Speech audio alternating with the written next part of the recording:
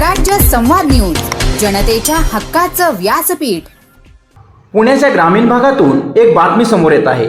Mansar police station हद्दीमध्ये एका वृद्ध शेतकऱ्याची निर्घुण हत्या करून लूट करणाऱ्या आरोपींना पोलिसांनी बेड्या ठोकल्या आहेत। एका सोन्याच्या अंगठीसाठी आणि काही हजार रुपयांसाठी चोरांनी एका निष्पापाचा जीव घेतला। ही घटना मनसर पोलीस स्टेशनच्या हद्दीतील आहे। मयत दामोदर जयराम मेंढे वय 62 वर्ष, राहणार थोरंदाजे, तालुका आंबेगाव, जिल्हा पुणे, हे आपल्या शेतातील घरात झोपले होते। त्यांच्यावर मध्यरात्री काळाने झडप घातली।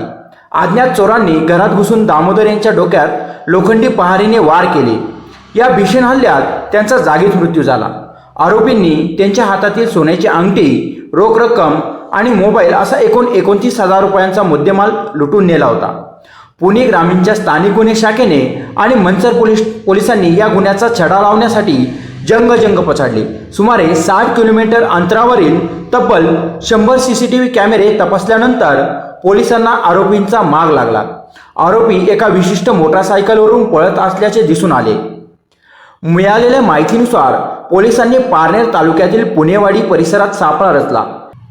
या कारवाईत कबीर उमऱ्या काळे वय 24 आणि एका विधिसंघर्षित बालकाला ताब्यात घेतले आहे।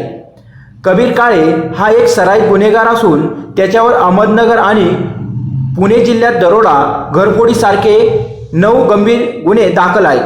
पोलिसांनी जेव्हा कबीरची कसून चौकशी केली तेव्हा औतूर, घोडेगाव, मनसर आणि दिंडोरी येथील एकूण 4 गंभीर गुन्हे उघडकीस आले आहेत।